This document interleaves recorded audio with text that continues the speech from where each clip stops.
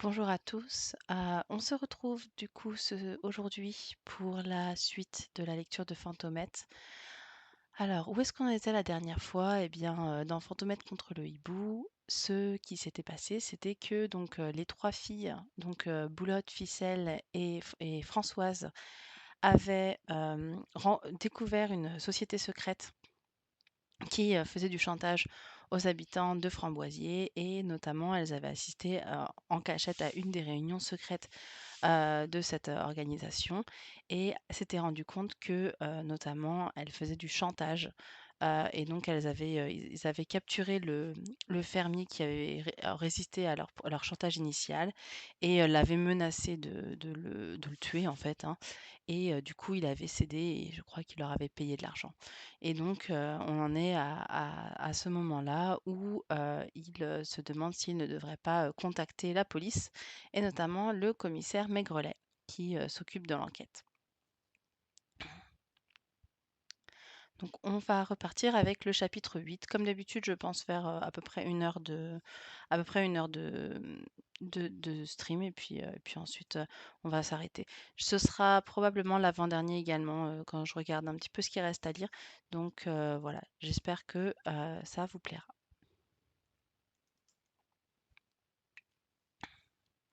Chapitre 8. L'éléphant de 10h17. Le commissaire Maigrelet cala une longue pipe entre ses dents, repoussa son chapeau en arrière et entra dans la gendarmerie de Framboisie, salué par le brigadier Pivoine. Alors, brigadier, rien de nouveau? Si, monsieur le commissaire, un coup de téléphone. De qui? De cette fameuse aventurière qui se fait appeler Fantomette. Fantomette? N'est-ce pas cette jeune fille qui vous avait permis d'arrêter une bande d'espions internationaux? En effet, c'est elle. Et que vous a-t-elle dit? Quelque chose que moi, tout brigadier que je suis, je trouve un peu fort de café. Qu'est-ce donc, mon ami? Les hiboux vont attaquer l'express qui passe à Framboisie à 10h17. Comment? Attaquer un train? Nom d'une pipe, ils se croient donc au Far West. Apparemment, monsieur le commissaire, après la banque, le train, après le train, qui sait à quoi ils vont s'en prendre? À rien, nous allons mettre fin à leur petit jeu. Péremptoirement, affirma le gendarme Lila, qui n'avait encore rien dit. Et à quel endroit l'attaque doit-elle se produire? Fantomette vous l'a dit? Elle n'en est pas absolument certaine, mais elle croit avoir deviné que l'opération va se faire avant que le train n'entre en gare. À 3 kilomètres en avant de Framboisie, la voie ferrée forme un coude qui traverse un petit bois. Les trains réduisent leur vitesse pour prendre cette courbe. Elle a supposé que les hiboux vont se poster dans le bois. La déduction me paraît logique. Vous avez une carte de la région? Il y en a une accrochée au mur, juste devant votre nez, monsieur le commissaire. Ah, c'est exact. Le commissaire Maigrelet examina la carte. En effet, il y a un petit bois à 3 kilomètres à l'est de la ville, le long duquel passe la route départementale. Bien, nous allons intervenir au dernier moment, juste avant qu'il ne déclenche l'attaque. Mais il y a une chose que j'aimerais savoir. C'est comment vont-ils s'y prendre pour arrêter le train? Ah, j'oubliais de vous dire, Fantomette a parlé d'une explosion. Je vois, c'est le coup classique des bandits du Texas. On fait sauter les rails à quelques centaines de mètres en avant du convoi. Il se frotta les mains. Eh bien, tout ceci se présente merveilleusement. À 10h15, nos cars de police arriveront par la départementale et débarqueront des hommes qui se dissimuleront derrière les arbres, s'approcheront discrètement et sauteront sur ces forbans. Compris? Compris, monsieur le commissaire. Je vais subséquemment, je vais subséquemment donner des ordres. Le commissaire bourra sa pipe et l'alluma avec une vive satisfaction. S'il menait à bien cette affaire, pourquoi n'en serait-il pas ainsi? S'il menait à bien cette affaire, et pourquoi n'en serait-il pas ainsi, sa renommée et son prestige ne pourraient que s'accroître, indubitablement. Reprenons notre étude de l'avare. Nous en étions restés la dernière fois au passage où Harpagon ordonne à Dame Claude de nettoyer les meubles, mais de ne pas frotter trop fort pour ne pas les user. Il va maintenant s'adresser à Maître Jacques, qui est à la fois son cocher et son cuisinier. Françoise regarda sa montre. 10h14. Si le commissaire n'arrivait pas à temps pour empêcher l'explosion, elle se produirait dans 3 minutes. Les fenêtres de la salle de classe, orientées vers l'est, étaient ouvertes. La détonation s'entendrait nettement. Harpagon demande à son cuisinier s'il fera bonne chère, c'est-à-dire s'il préparera un bon repas. Maître Jacques répond que oui, à condition qu'on lui donne beaucoup d'argent. Évidemment, cette réponse déplaît à Harpagon qui se met en colère dès qu'il est question de faire des dépenses. L'institutrice s'interrompit et demanda d'une voix sévère. Mademoiselle Françoise Dupont, pourquoi regardez-vous constamment votre montre? Êtes-vous donc si pressée de vous rendre en récréation? Françoise se garda bien de répondre. Mademoiselle Bigouti reprit son cours. L'intendant Valère intervient et cite un proverbe qui plaît beaucoup à Harpagon. Il faut manger pour vivre et non pas vivre pour manger. Plus que 2 minutes. Comment le commissaire Maigrelet allait-il s'y prendre pour capturer la bande? Avait-il encerclé le bois? Avait-il prévenu la compagnie de chemin de fer pour qu'on fasse monter des policiers dans le train? Et il recommande à maître Jacques de servir au début du repas des mets dont on mange peu et qui rassasient tout d'abord, c'est-à-dire des plats bourratifs. Plus qu'une minute. Mademoiselle Dupont, voulez-vous répéter ce que je viens de dire? Silence. Je trouve que depuis quelque temps, vous prêtez peu d'attention à ce qui se passe en classe. Si vous continuez de la sorte, vous perdrez votre place de première. Je disais donc que l'avare recommande à son cuisinier de ne préparer un repas que pour 8 personnes, bien que les convives soient 10. Il déclare: quand il y a à manger pour 8, il y en a bien pour 10. 10h15. La voix allait peut-être sauter d'une seconde à l'autre. C'est encore un trait qui nous montre sa profonde avarice. Du côté de la gare, il y eut un coup de sifflet, annonçant l'arrivée du train. 10h18, 19, 20. L'explosion n'avait pas eu lieu. Françoise sourit. Le commissaire avait réussi à arrêter les hiboux. Tout de même, pensa-t-elle, j'aimerais savoir comment les choses se sont passées. Si je peux m'éclipser à la récréation, j'irai faire un tour du côté du commissariat. Et lorsque maître Jacques révèle à Harpagon que tout le quartier le traite de grippe-sous, l'avare s'emporte et donne des coups de canne à son domestique. Une sonnerie se fit entendre, annonçant la récréation. Les filles sortirent dans la cour. Françoise prit aussitôt à part Boulotte et Ficelle pour leur exposer le plan qu'elle venait d'échafauder rapidement afin de sortir de l'école. Il s'agissait de détourner l'attention de la concierge pendant quelques secondes. Les deux autres approuvèrent. Ficelle se baissa, arracha la lanière d'une de ses sandalettes et s'en alla à cloche-pied jusqu'à la loge, où elle sollicita le prêt d'une épingle double pour effectuer une réparation provisoire. Tandis que la brave femme recherchait l'épingle et que Boulotte faisait le guet, Françoise ouvrit doucement la porte et sortit de l'école. La concierge regarda la pendule accrochée au mur de sa loge et constata qu'il était temps de sonner la fin de la récréation. Elle appuya donc sur le bouton commandant la sonnerie. Ce faisant, elle tournait le dos à l'entrée, ce qui ne lui permit pas de voir la porte s'ouvrir et Françoise rentrer discrètement dans l'école.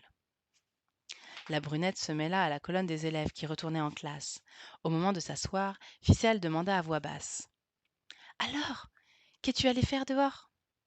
Françoise répondit de même: pas le temps de t'expliquer, je te le dirai tout à l'heure à la sortie.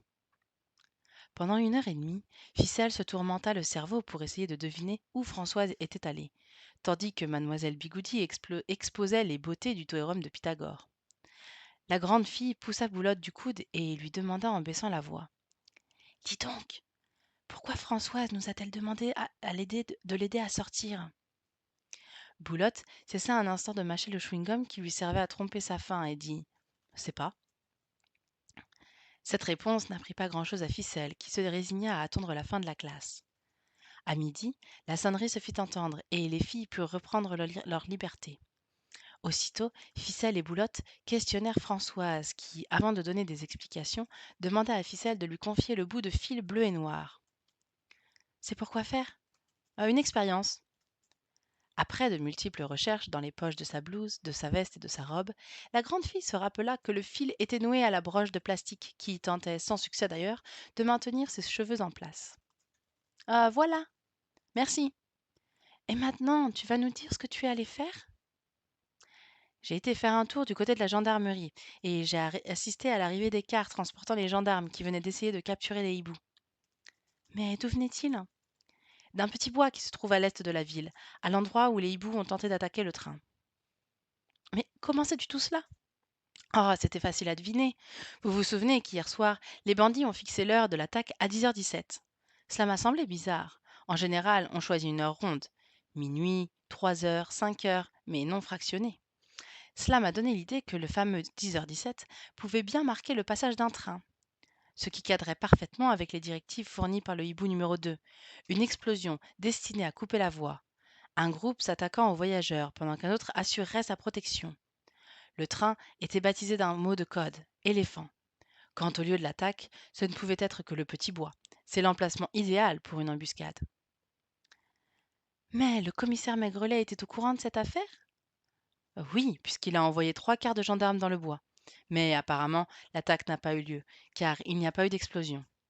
À 10h17 exactement, j'ai entendu le sifflet du train qui entrait en gare. Et pourquoi l'explosion ne s'est-elle pas produite? Je l'ignore, mais je crois que cela peut s'expliquer par le fait suivant. Le hibou qui devait faire sauter la voie était le fermier Alfred.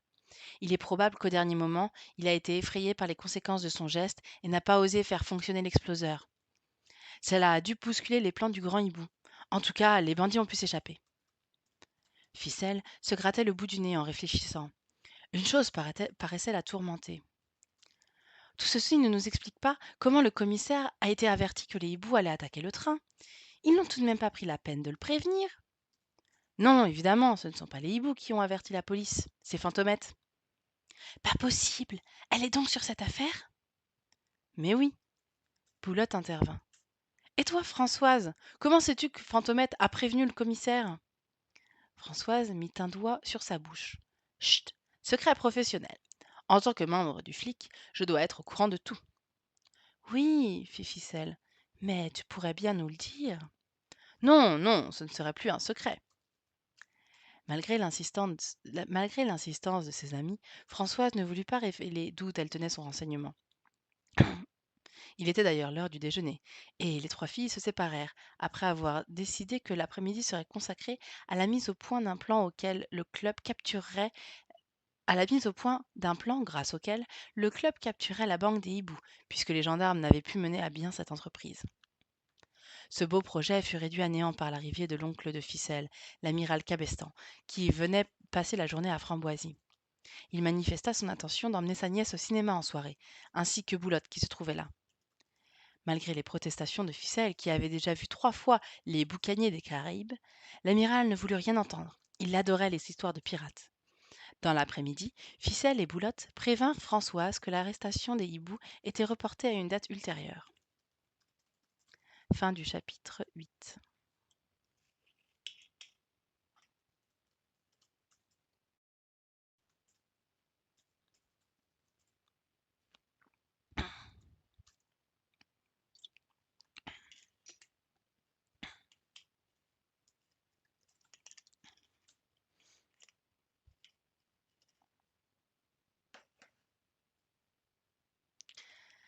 Chapitre 9. L'enveloppe. Un kayak glissait silencieusement sur l'ondine. La double pagaie plongeait régulièrement dans l'eau noire, tantôt à droite, tantôt à gauche. Pardon. La double pagaie plongeait régulièrement dans l'eau noire, tantôt à droite, tantôt à gauche, comme une mécanique bien réglée. La fine embarcation ne laissait derrière elle qu'un... Excusez-moi, on va recommencer le chapitre. Chapitre 9. L'enveloppe. Un kayak glissait silencieusement sur l'ondine. La double pagaie plongeait régulièrement dans l'eau noire, tantôt à droite, tantôt à gauche, comme une mécanique bien réglée. La fine embarcation ne laissait derrière elle qu'un mince sillage ridant à peine la surface de la rivière. Un curieux personnage maniait la pagaie. Une sorte de diable noir dont le visage disparaissait sous un loup et dont les épaules étaient recouvertes par une cape de soie. Fantomette. Elle se dirigeait vers le lieu de réunion des hiboux, en suivant la même voie que celle prise par les membres du Framboisinimier Club. Là-bas, la fenêtre du moulin diffusait une lueur jaune d'intensité irrégulière, indiquant que les flambeaux étaient allumés. Le kayak s'approcha très rapidement de la roue dont la pénombre laissait deviner le mouvement de rotation et s'arrêta net sous la fenêtre. Fantomette attacha une amarre à une pierre anguleuse du mur et, d'un bond souple, sauta sur l'appui de la fenêtre, où elle resta blottie, observant la scène qui se déroulait à l'intérieur du moulin. Les hiboux occupaient leur banc, attentifs aux paroles prononcées par le numéro 2 qui se tenait debout sur l'estrade. Le grand hibou était assis derrière la table et paraissait ne jamais prendre la parole. Le numéro 2, d'un ton sec, scandait des mots ou perçait une colère contenue en brandissant un poing fermé. Les choses ne peuvent pas continuer ainsi. Si vous croyez que le grand hibou va tolérer vos défaillances, vous vous trompez singulièrement. L'opération de ce matin a failli tourner à la catastrophe. Pourtant, elle avait été minutieusement préparée. Dès que l'explosion aurait coupé la voie et que le train se serait arrêté, vous auriez attaqué les voyageurs.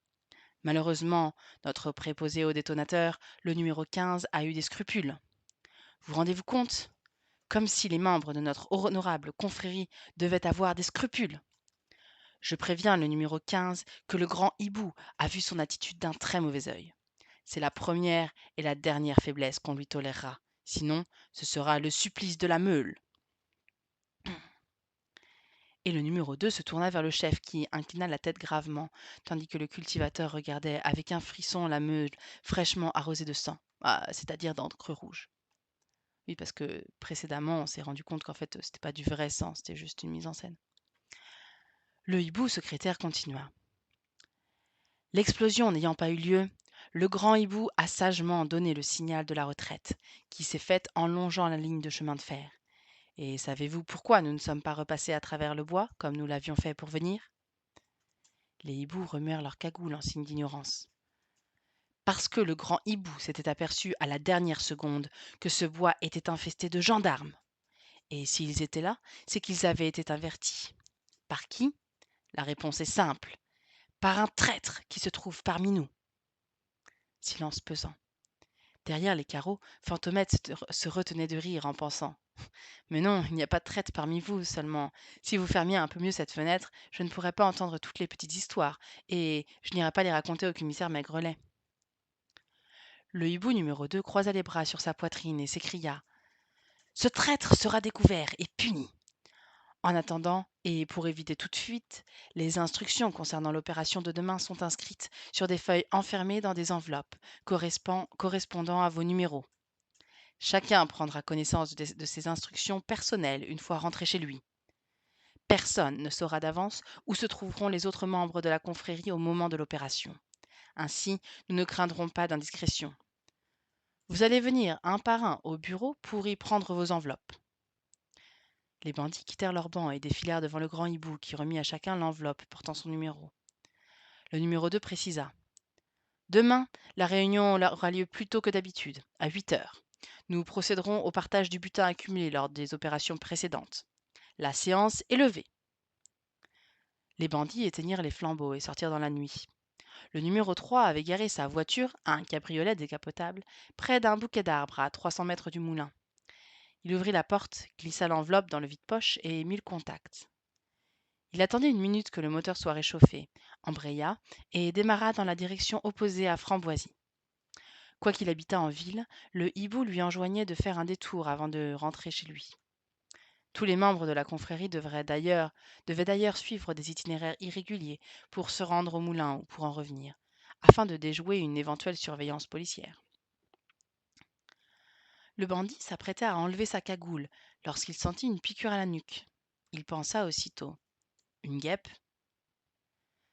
Pas un geste. Continuez de conduire, sinon mon poignard va vous mordre. Que voulez-vous? Cette enveloppe. Mais je ne peux pas vous la donner. La sensation de piqûre devint plus forte.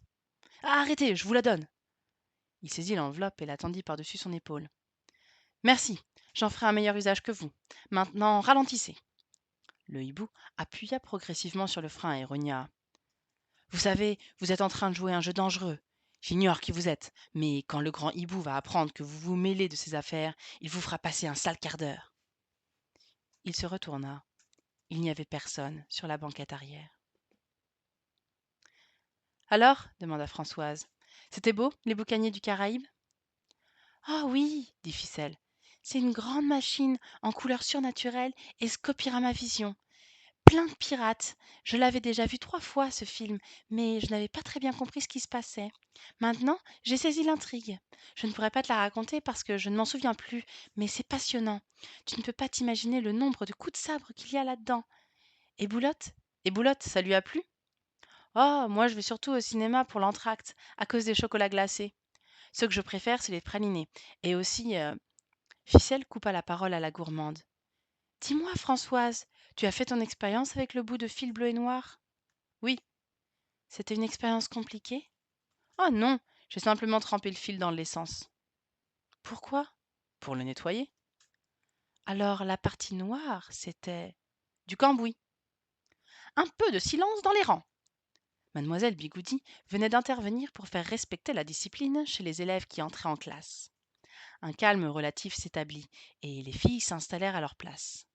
La matinée débuta par la dictée d'un texte assez ennuyeux qui devait être d'Ernest Renan, à moins que ce ne fût d'André Thioret. L'analyse grammaticale qui suivit ne passionna guère Ficelle, non plus que l'étude des verbes irréguliers qui vint après. Un problème autrement plus important occupait son esprit. Qu'avait fait Françoise la veille au soir? Elle se pencha vers Boulotte et dit: Hé, à ton avis, qu'est-ce que Françoise a bien pu trafiquer pendant que nous étions au cinéma? Boulotte réfléchit 3 secondes et répondit: Peut-être elle a fait la cuisine? La grande ficelle haussa les épaules. C'est bon pour toi de t'occuper de cuisine. À mon avis. Ficelle, taisez-vous! Mademoiselle Bigoudi avait ponctué son ordre d'un coup de règle sur le bureau. La grande fille baissa le nez en grognant intérieurement. C'est tout de même malheureux de ne pas pouvoir parler en classe. Elle nous interdit de bavarder et elle a tout le temps la bouche ouverte. Renonçant, très provisoirement, aux communications verbales, Ficelle déchira en deux une page de son cahier d'histoire, sur lequel elle était en train de copier le cours de grammaire, et elle écrivait la question dont elle tenait tant à connaître la réponse. Elle employa un style abrégé qu'elle venait soudain d'imaginer, grâce auquel un long texte pouvait se condenser en un seul mot. Où es-tu allé hier soir?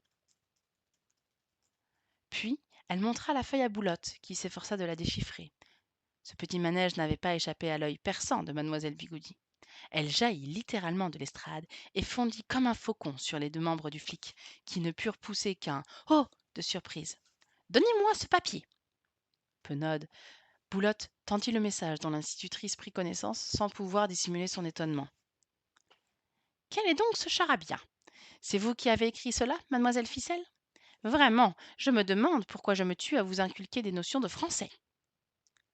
Renonçant à découvrir la signification de l'étrange mot, mademoiselle Bigoudi transforma le papier en boulettes, qu'elle jeta au panier, et sanctionna l'activité extrascolaire des deux détectives. Mesdemoiselles Boulotte et Ficelle, vous troublez la classe beaucoup trop souvent. Vous resterez ce soir en retenue. Ficelle aurait volontiers offert une assiette décorée au premier diable disposé à prendre possession de l'institutrice pour la faire bouillir dans une grande marmite. Mais pas le moindre bout de corne du plus petit diablotin n'était visible dans l'école. Elle dut se résigner à faire semblant de suivre le cours. Sa mauvaise humeur redoubla au moment de la récréation, lorsque, ayant demandé à Françoise ce qu'elle avait fait la veille, la brunette lui répondit simplement: Je me suis promenée, sans fournir de plus amples explications. Le reste de la journée fut maussade. La perspective de la retenue assombrissait les esprits. Si elle durait trop longtemps, Ficelle et Boulotte dîneraient fort tard et ne pourraient se rendre au moulin pour surveiller les hiboux. À 6 heures du soir, Françoise sortit avec les autres élèves, tandis que les deux condamnés restaient à copier un nombre incalculable de fois Je dois me taire en classe, car elle n'avait pu passer l'après-midi sans ouvrir la bouche, ce que réprouvait l'institutrice. Les élèves de mademoiselle Bigoudi n'avaient le droit d'ouvrir la bouche que pour réciter leurs leçons. C'était d'ailleurs à ce moment en général qu'elles se taisaient. Fin du chapitre 9.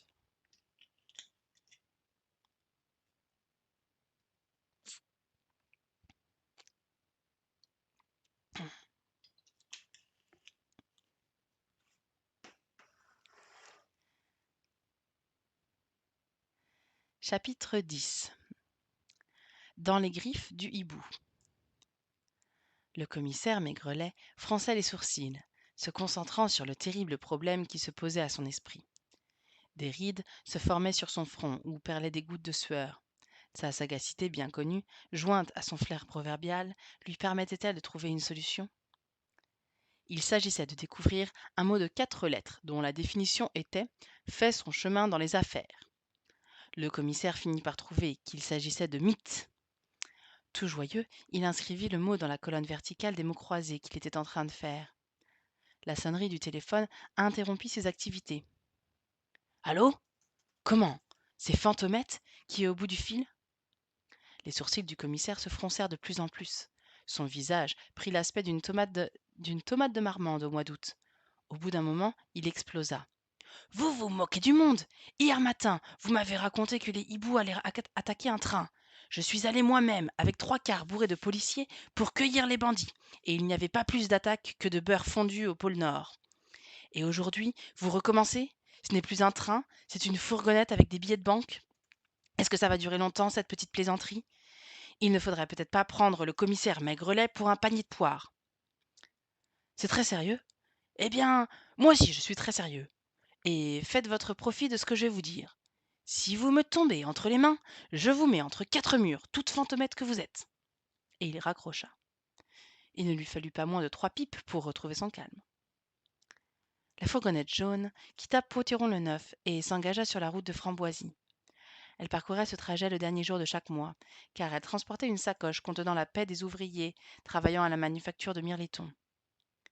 Sur la banquette étaient assis 2 hommes, le conducteur Bastien, qui était également caissier à la manufacture, et l'ingénieur Frangipane. Non mais les noms quoi. Qui c'est qui appelle son enfant Frangipane? Enfin bref. L'auteur du fameux ouvrage technique L'art et la manière de fabriquer des mirlitons.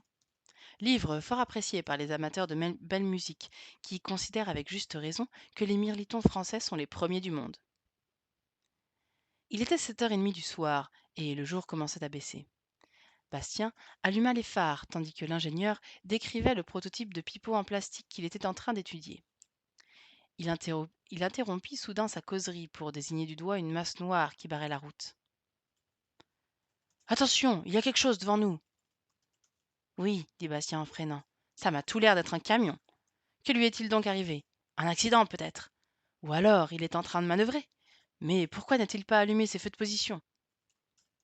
La fourgonnette s'arrêta à quelques mètres de l'obstacle qui obstruait complètement la chaussée. Que diable font-ils à cet endroit? L'avenir immédiat allait se charger de lui fournir une réponse. La route, qui paraissait déserte, se trouva soudain envahie par une douzaine de silhouettes noires qui se précipitèrent vers la fourgonnette. Des ordres fusèrent. Haut les mains! Sortez de là, vite! Pas de résistance, sinon nous faisons feu! Effarés, les 2 hommes se virent entourés de spectres en cagoule qui tenaient entre les mains des fusils de chasse au canon scié, armes très dangereuses. Ils descendirent de la fourgonnette en levant les bras. Un des malfaiteurs, qui, malgré sa petite taille, semblait être le chef, monta dans le véhicule et s'empara de la sacoche. Puis, sans dire un mot, il donna le signal de la retraite. En un instant, les bandits crevèrent les pneus de la fourgonnette pour empêcher toute poursuite, montèrent dans le camion qui avait manœuvré pour se remettre dans l'axe de la route et s'enfuirent en direction de Framboisie. Bastien et Frangipane étaient consternés. Le conducteur caissier gémissait. Depuis 20 ans que je transporte la paye de la manufacture. C'est la première fois que ça m'arrive. Que va dire le patron? Laissons ces 2 braves gens se lamenter sur le sort financier de la manufacture de Mirliton et suivons le camion. Il emprunta un petit chemin sinueux dans lequel il passa difficilement, qui lui fit faire un long détour avant de l'amener au voisinage de Londines. Le lourd véhicule contourna un bois, franchit un pont, longea la rivière sur 2 ou 3 kilomètres et finalement s'arrêta à proximité du vieux moulin. Ses occupants en descendirent et entrèrent dans la bâtisse. Les flambeaux furent allumés et le grand hibou s'assit derrière la table. D'un geste, il invita le numéro 2, qui était monté sur l'estrade, à prendre la parole. Celui-ci toussa 1 ou 2 fois pour s'éclaircir la voix et parla en ces termes. Chers confrères, je dois tout d'abord vous féliciter pour la façon parfaite dont vous avez conduit l'affaire d'aujourd'hui. Cela rachète votre échec d'hier. Certes, l'attaque du train nous aurait fourni un copieux butin. Vous n'ignorez pas qu'au Far West, le plus sûr moyen de faire fortune était de piller les trains qui traversaient la grande prairie. C'est ainsi que s'enrichirent Jess James, Rollercatch et Bow Window. Il fut d'ailleurs pendu tous les 3, mais ce détail n'ôte rien à leur gloire. Et si le numéro 15 n'avait pas eu une regrettable défaillance, nous aurions marché sur les traces de ces vaillants pionniers. Enfin, ne revenons pas sur cet échec. Je disais donc que l'affaire de ce soir a été un rendement excellent. Si nous, si nous ajoutons la somme qu'elle nous rapporte à ce que nous avons récolté précédemment, nous obtenons un assez joli total. Ce total va être partagé entre tous les affiliés ici présents. Un murmure de satisfaction accueillit cette déclaration. Le numéro 2 précisa. Cette somme sera répartie dès que nous aurons mené à bien la prochaine opération, qui sera de grande envergure, et pour la préparation de laquelle il nous faudra d'importants capitaux. Une voix s'éleva dans l'assistance, celle d'un grand gaillard, le hibou numéro 7, qui demanda. Qu'est-ce que ça veut dire? Nous n'allons pas toucher notre part? Le numéro 2 leva les mains en signe d'apaisement. Mais si, seulement pas tout de suite. Je viens de vous dire que pour organiser notre prochain coup de main, il allait nous falloir beaucoup d'argent. Je ne peux pas encore vous donner le détail de l'opération, mais ce sera une chose grandiose. Le numéro 7 haussa les épaules. Nous nous moquons du grandiose. Voilà assez de temps que vous nous promettez que vous nous promettez une note-part et que nous voyons rien venu. Pour faire partie de cette association, nous avons versé des sommes énormes, et j'ai l'impression que c'est ce qu'on appelle placer des capitaux à fond perdu. Une autre voix s'éleva. Oui, on nous promet toujours de l'argent et nous n'en voyons jamais la couleur. Le hibou secrétaire leva de nouveau les bras. Voyons, du calme. Nous vous demandons un peu de patience. Dès que la prochaine opération sera faite, nous effectuerons le partage. D'ici là. Mais le numéro 7 était décidément de méchante humeur. Il se leva, marcha vers l'estrade et s'adressa directement au grand hibou. Allez-vous m'expliquer pourquoi vous ne voulez pas donner notre argent? Silence. Allez-vous répondre, oui ou non? Le numéro 2 tenta de s'interposer. Un peu de calme et respectez la dignité du grand hibou, auquel on ne doit jamais poser de questions. Ah, je vais me gêner pour lui en poser des questions. Et d'abord, pourquoi ne parle-t-il jamais? Retournez vous asseoir. Pas du tout. Je veux d'abord mon argent. Oui, notre argent, approuvèrent les autres. Oh, regardez! Un des hiboux venait de se lever en tendant les bras vers la fenêtre. Toutes les cagoules se tournèrent dans cette direction. La croisée était entr'ouverte, et l'on pouvait apercevoir entre les battants 2 visages, qui disparurent soudainement comme des guignols dans leur boîte. Saisissez-les! Hurla le numéro 2. Les hiboux se précipitèrent vers la fenêtre, qu'ils ouvrirent en grand. En se penchant, ils aperçurent 2 filles, qui se blottissaient au fond d'une barque. Attrapez-les! Sortez-les de là! Oubliant leurs revendications, les bandits se penchèrent au-dessus de l'appui et sortirent ficelles et boulottes de leur embarcation. Les 2 filles n'emmenaient pas large. Ces grands fantômes noirs qui les entouraient, ces flambeaux qui faisaient danser les ombres, cette meule qui tournait dans une encre rouge, qui ressemblait trop à du sang, tout cela faisait passer dans leur dos les frissons de l'hérétique devant le tribunal de l'Inquisition. Ficelle commençait à regretter amèrement que la retenue infligée par mademoiselle Bigoudi n'ait pas duré 1 heure de plus. Quant à Boulotte, elle se demandait à quelle sauce elle allait être mangée. Le hibou numéro 7 décrocha une cordelette qui pendait à une poutre et attacha soigneusement les 2 prisonnières pendant que le numéro 2 les interrogeait. Que faisiez-vous derrière cette fenêtre? Depuis combien de temps étiez-vous là? Les 2 détectives amateurs ouvraient la bouche comme des poissons hors de l'eau, sans pouvoir prononcer le moindre son. Finalement, Ficelle dit Cette réponse parut trop courte au hibou secrétaire, qui descendit de l'estrade et secoua la fille comme un pommier. Allez-vous parler? Oui. Alors, que faisiez-vous là? Nous vous regardions. C'est de l'espionnage. Pourquoi vous ne pourquoi et pourquoi vous nous occupez et pourquoi vous occupez-vous de nous? Parce que nous avons fondé un club de détectives pour enquêter sur ce que vous faites. Et que faisons-nous? Eh bien, vous obligez les commerçants ou les fermiers à vous verser des cotisations, sinon vous cassez tout chez eux, vous cambriolez les banques et vous attaquez les trains. Ficelle se tut. Le silence se fit pesant, lourd de menaces. Le numéro 2 semblait méditer. Il prononça presque à voix basse. Ainsi, vous connaissez nos secrets. Vous savez quelle est notre activité. Vous avez découvert le lieu où nous réunissions. Vous êtes des témoins bien gênants. Il monta sur l'estrade, chuchota quelques mots à l'oreille du grand hibou qui approuva d'un mouvement de tête. Le numéro 2 annonça alors à voix haute. Nous ne pouvons pas vous laisser repartir. Nous ne pouvons courir le risque que vous alliez raconter à la police ce que vous savez de nous. En conséquence, il désigna d'un grand geste dramatique le cylindre de pierre rougie qui tournait inlassablement. Nous allons vous faire subir le supplice que nous appliquons à ceux qui nous gênent. Nous allons vous écraser.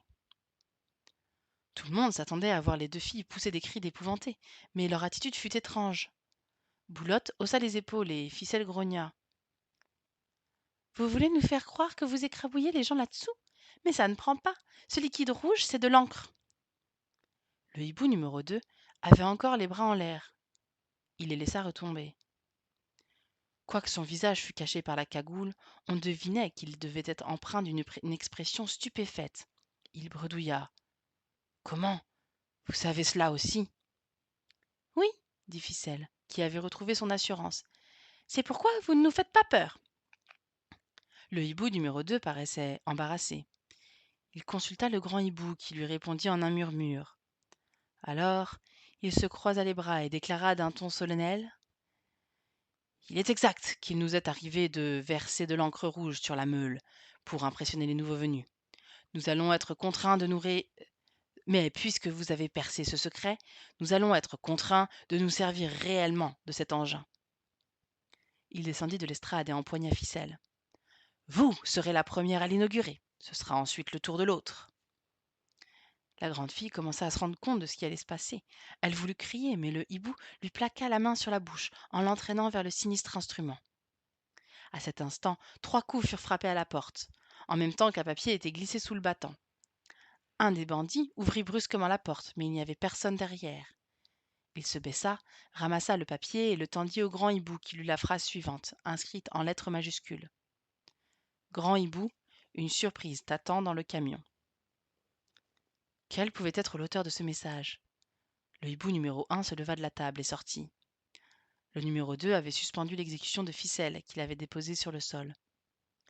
Les bandits cherchaient à deviner qui avait glissé le papier sous la porte. Celle-ci se rouvrit au bout d'une minute et le grand hibou réapparut. Aussitôt, le numéro 2 souleva Ficelle pour la mettre sur le passage de la meule. Mais le chef leva soudainement les bras. Il marcha vers Ficelle dont il coupa les liens au moyen d'un fin poignard. Le numéro 2 bredouilla. Mais il faut la supprimer. Si elle bavarde. Le grand hibou fit un geste rassurant. Puis il trancha les cordelettes qui immobilisaient Boulotte. Il ouvrit alors la porte en grand et fit signe aux deux filles de sortir.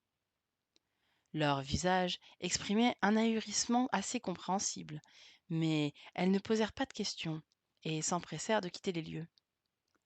Le grand hibou allait suivre le même chemin quand un des bandits le retint par la manche. C'était le numéro 7 qui l'interpella assez sèchement. Une minute!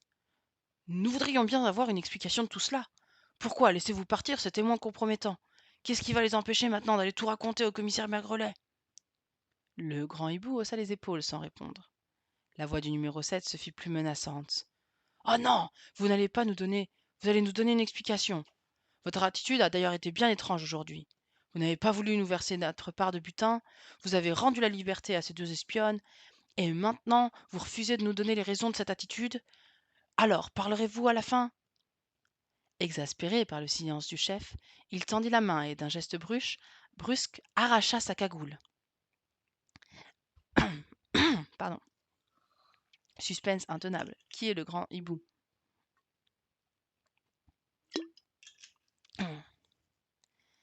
L'assemblée poussa un cri de stupeur. Au lieu de la tête d'homme que l'on s'attendait à voir, les bandits découvraient que le grand hibou était une jeune fille brune, au visage couvert d'un loup noir, qui les regardait d'un air goguenard. Ébahi, le numéro 7 demanda. Comment? C'est vous qui nous commandez? Le hibou numéro 2 descendit de l'estrade en s'écriant. C'est faux! Cette gamine n'est pas le grand hibou. Je connais parfaitement notre chef, et je puis vous affirmer qu'il n'a rien à voir avec cette diablotine. Alors qui êtes-vous? Reprit le numéro 1.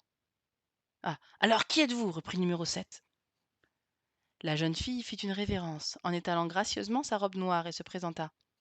Fantomette, justicière, la terreur des voleurs, l'ennemi des bandits, et l'adversaire numéro 1 des affreux hiboux. La peste l'étouffe, grommela le numéro 2. Comment se fait-il que vous ayez sur le dos la robe du grand hibou? Ah, c'est toute une histoire, figurez-vous. Mais vous permettez que je l'enlève, cette robe? Elle me tient trop chaud, et puis elle est trop laide. Elle retira la robe, qu'elle accrocha à un clou et parut vêtue d'un élégant juste au corps de soie jaune. Elle s'assit tranquillement sur la table pour prononcer son petit discours. Figurez-vous qu'en me promenant par ici, car j'aime à respirer l'air frais de la nuit, j'ai aperçu de la lumière filtrant à travers la porte du moulin. J'ai jeté un petit coup d'œil à l'intérieur. Vous me trouvez curieuse, n'est-ce pas? Je dois avouer que c'est un de mes petits défauts. Eh bien, devinez ce que j'ai vu. J'ai vu deux écolières de framboisie, ficelles et boulottes, que vous vous apprêtiez à aplatir sous cette meule. Comme ce sont deux bonnes filles et qu'il n'eût pas été gentil de les supprimer, j'ai gribouillé une phrase quelconque sur un papier que j'ai glissé sur le marché. Le grand et je crois qu'il a reçu par hasard un coup de clé anglaise sur la tête. À part ça, il se porte bien. Sauf qu'il est ficelé comme une mortadelle et que je lui ai pris son déguisement pour pouvoir délivrer les deux jeunes imprudentes. Le numéro 2 empoigna Fantomette par le bras. Il rugit. Vous avez un toupet infernal. Ah, je pense bien. Mais qui va vous coûter cher. Vous ne vous imaginez tout de même pas que je vais vous laisser filer après ce que vous venez de nous dire. Pas possible. Nous allons vous écraser sous la meule. Fantomette prit un air faussement effrayé. Mais c'est qu'il voudrait me faire peur, ce gros méchant. Le bandit ramassa une cordelette, empoigna la jeune fille et entreprit de l'attacher, tandis que deux autres cagoulards la maintenaient. Fantomette se mit à rire et à pousser de petits cris. Ah, arrêtez, arrêtez. Quoi donc? Vous me chatouillez. Le numéro 2 et le numéro 7 soulevèrent Fantomette et la portèrent jusqu'au pied du socle en pierre. Elle demanda. Savez-vous que ce moulin est fait pour moudre du blé et non d'honorables framboisiennes? Le numéro 2 grommela. Eh bien, pour cette fois-ci, il ne moudra pas de blé. Avez-vous un dernier désir à exprimer avant de mourir? Oui. Et qu'est-ce que c'est? Je voudrais manger des frites. Le bandit haussa les épaules. Allons, finissons-en. Il souleva Fantomette et lui posa la tête sur le socle en pierre, comme sur le billot d'un échafaud. Le cylindre de grès se rapprocha, d'un mouvement lent, mais que rien ne pouvait arrêter. Fin du chapitre 10. On va attaquer le chapitre 11 et puis je pense que ce sera le dernier de la journée.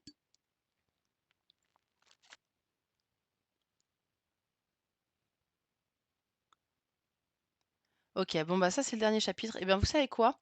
On va laisser ça pour une prochaine fois, comme ça là, parce que le chapitre est assez long en fait. Et puis, comme ça la prochaine fois on lira le dernier chapitre, l'épilogue. Et puis s'il reste du temps, on enchaînera peut-être sur un autre livre. Et puis voilà. Donc ce sera tout pour aujourd'hui. J'espère que ça vous a plu et que vous avez apprécié. Et puis, bah, n'hésitez pas à revenir pour une prochaine fois et pour la fin de Fantomette. Au revoir.